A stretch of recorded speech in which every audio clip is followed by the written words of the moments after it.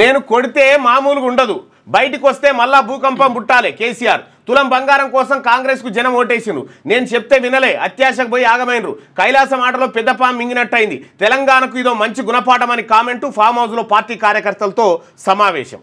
కాంగ్రెస్ను నమ్మి అధికారం ఇస్తే ప్రజలను నట్టేట ముంచిందని బీఆర్ఎస్ చీఫ్ కేసీఆర్ అన్నారు.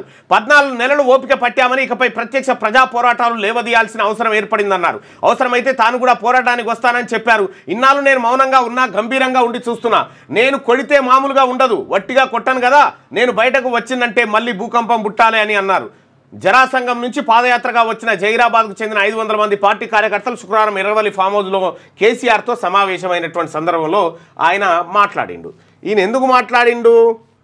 ఇవాళ బీసీల యుద్ధ బేరి మోగుతా ఉంది, బీసీలంతా చైతన్యం అవుతా ఉన్నారు కాబట్టి టాపిక్ డైవర్షన్ లోకి తీసుకుపోవాలి అనేటువంటి దుకాణం తెరిచిరు. లేకపోతే ఆయన వచ్చిండా, బయటకు వచ్చిండా?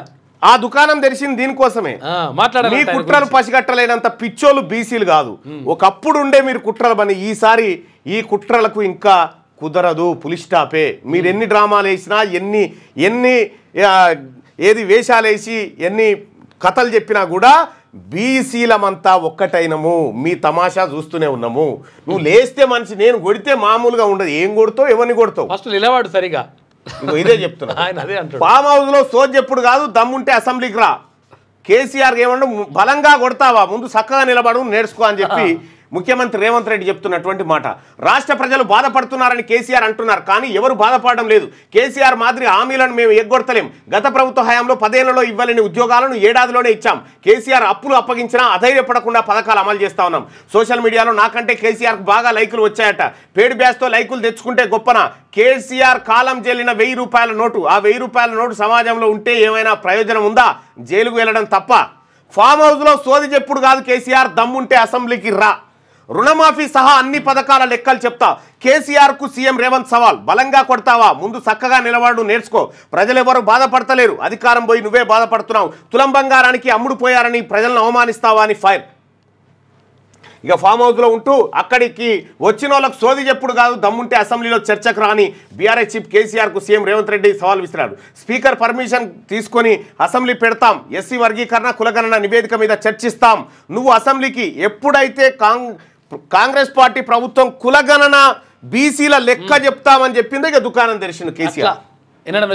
ఇప్పుడు ఏంది, ఇప్పుడు రాష్ట్ర ప్రభుత్వం లెక్కలు తీస్తే అందులో ఈ వెలబోళ్ళు ఉండరు. ఇక అది వెలబోళ్ళు ఉండరు. ఈయన సర్వేలో పాల్గొనలే కేసీఆర్.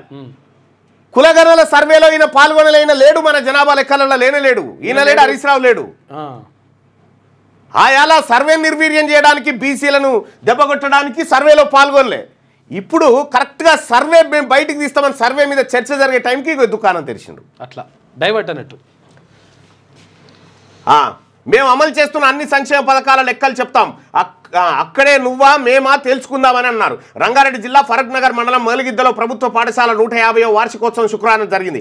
ఈ కార్యక్రమానికి సీఎం రేవంత్ రెడ్డి ముఖ్య అతిథిగా హాజరయ్యారు. అనంతరం అక్కడ ఏర్పాటు చేసిన బహిరంగ సభలో ఆయన మాట్లాడారు. కేసీఆర్కు చిత్తశుద్ధి, నిజాయితీ, నాయకత్వం మీద నమ్మకం ఉంటే అసెంబ్లీకి రావాలని డిమాండ్ చేశారు. ఆయన కొడితే బలంగా కొడతారట, కొట్టుడు కాదు, ముందు నువ్వు చక్కగా నిలబడు, నేర్చుకో. నీ పరిస్థితి ఎట్లుందో తెలంగాణ సమాజానికి తెలియదా? ఫామ్ హౌస్లో పడుకొని నీకున్న మెదడు కూడా పోయినట్టుంది అని చెప్పి విమర్శించారు. ఇది కేసీఆర్ వర్సెస్ రేవంత్ రెడ్డి మధ్య జరిగినటువంటి అంశం. ఇక్కడ ఈయన లేచేది లేదు, కొట్టేది లేదు, కొట్టుడు అయిపోయింది, ఈయన దుకాణం అయిపోయింది. ఇప్పుడు తెలంగాణ రాష్ట్రంలో రెండే అంశాలు, ఒకటి ఎంఆర్పిఎస్, రెండోది బీసీ యుద్ధబేరి. ఈ రెండే. డోలు దెబ్బ మోగుతుంది, లేకపోతే మోకు దెబ్బ మోగుతుంది. ఇట్లా మోగితే బీసీల దెబ్బ మోగుతుంది. క్యూ న్యూస్ ఛానల్లో పనిచేయటకు అనుభవం గల సీనియర్ వీడియో ఎడిటర్స్ కావాలను సంప్రదించవలసిన నెంబర్ 8688926084. qnewsads@gmail.com ను సంప్రదించండి. లైక్ చేయండి.